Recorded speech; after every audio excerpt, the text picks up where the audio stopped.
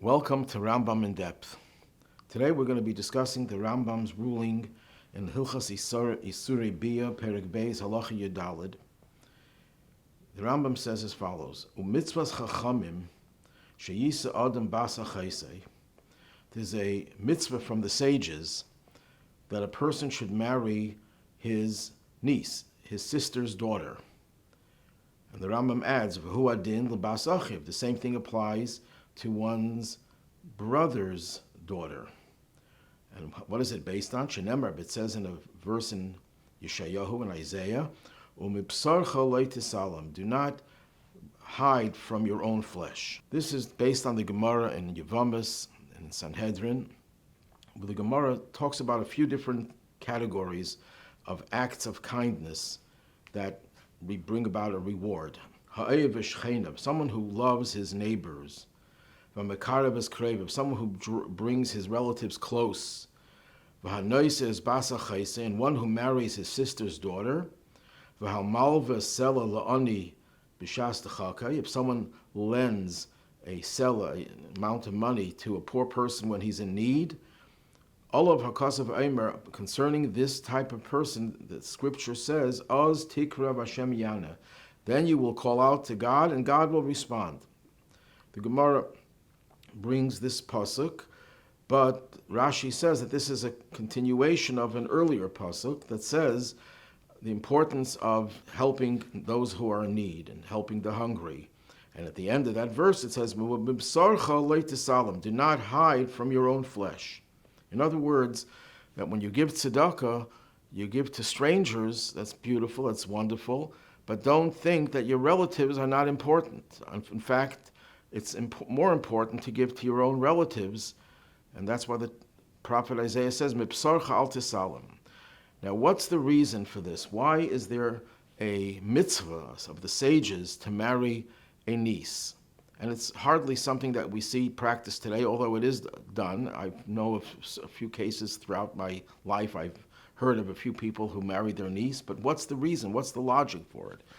So there are several reasons. Rashi's reason given is that a niece is a close relative, and when a person marries a close relative, there's a lot of harmony that will prevail because there are so many similarities. They have the same roots, the same background, and that will, as other commentaries add, that will make sure that the marriage will be a successful marriage, that will not end up in dissent and discord that could break the marriage. So it's more likely that the marriage will be a good marriage.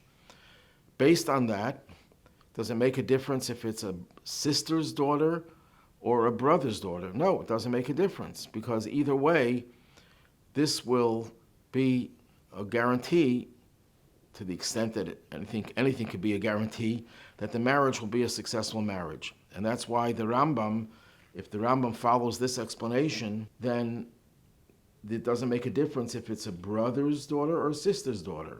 And as the Magid Mishnah on the Rambam says that there is no difference, and the Rambam's source is a medrash, Magid Mishnah says, it says, Nasi Isha Mikrei Vaisav, that if a person marries a wife who is one of his relatives, all of Achoso Eimer, concerning this person, the Torah says, Etzem Atzmi Basam Bipsari, that when Adam took Chava, he said, this is a bone from my bones and flesh from my flesh. So the Medrash doesn't distinguish, it just says relatives. The Gemara uses the example of a sister's daughter, but it applies to any relative, including Bas Achiv, a brother's daughter. But there are other reasons given. The Yad Ramah, one of the Rishonim, says that the reason why you should marry Bas Achoso, your sister's daughter, is it's an act of kindness. And if it's an act of kindness, you would think it would apply to either a sister or a brother. So the Yad Ramah explains that when you're talking about acts of kindness to people who are in need, a sister is usually more in need than a brother, because a woman in those days especially was not self-sufficient, and therefore by marrying her daughter you were helping the mother as well. So according to the Yad Ramah, it only applies to the sister's daughter or it applies more to the sister's daughter. The Rambam makes it clear that it's the same thing. So the Rambam obviously does not accept the Yad Ramah's explanation. There are other explanations why a person should marry a sister's daughter.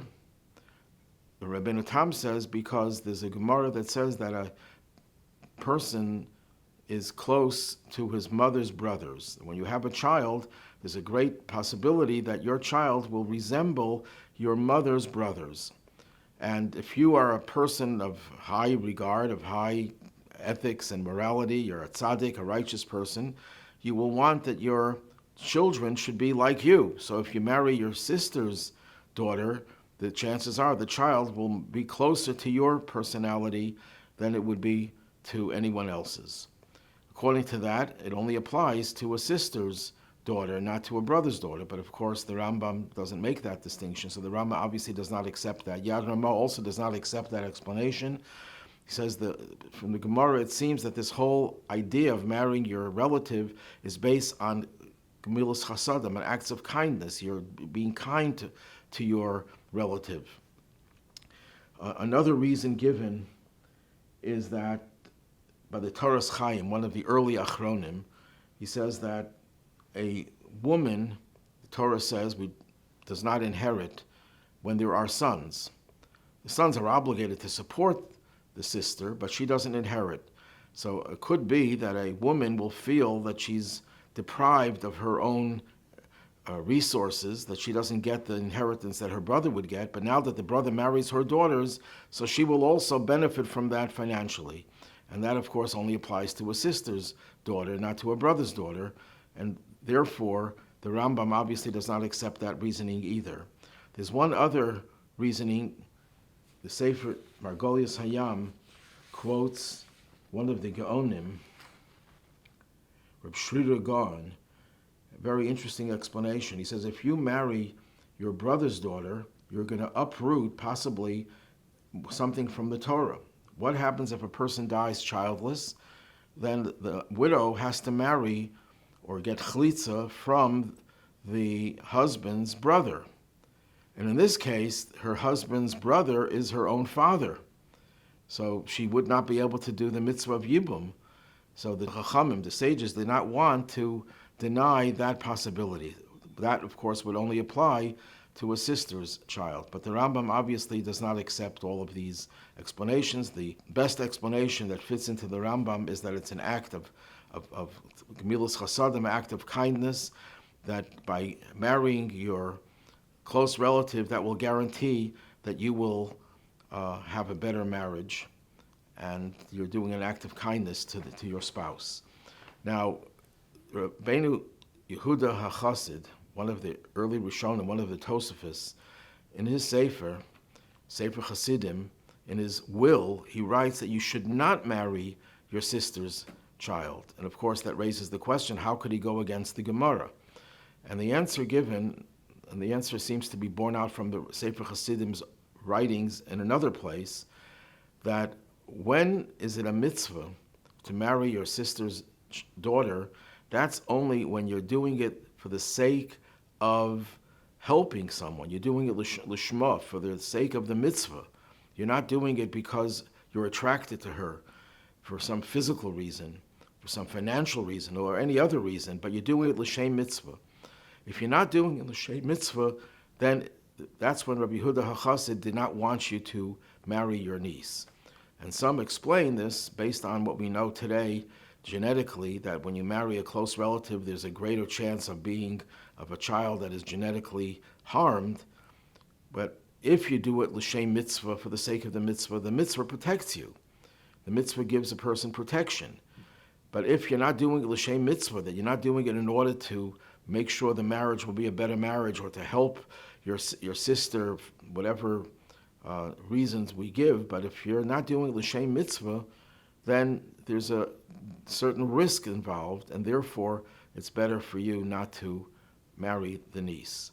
There are different opinions as to nowadays whether one could or one should, but the reason why the Rabbeinu Yehuda HaChassid said not to do it is because it's only a positive thing if you do it l'shem mitzvah. We find a similar idea the issue of Gemara, there's a dispute of Tanaim whether in the case of Yibum, which comes first, which takes precedence, Yibum or Chalitza. And the halacha is that in Ashkenazic Jews say Chalitza comes first. What's the logic behind that? Because marrying a sister-in-law is generally, the Torah forbids it. It's one of the forbidden relationships. The exception is when your husband dies without children, then you're obligated to marry the brother-in-law. But if the brother-in-law marries you not because of the mitzvah, then you're jeopardizing, you may be touching and getting involved with a forbidden relationship. The relationship is only permitted when it's done l'shem mitzvah. The same thing over here, it can be harmed by marrying a niece, but if you do it l'shem mitzvah, then the harm is mitigated. But if you're not doing l'shem mitzvah, then there's always that danger, and a person should be careful not to engage in that type of relationship.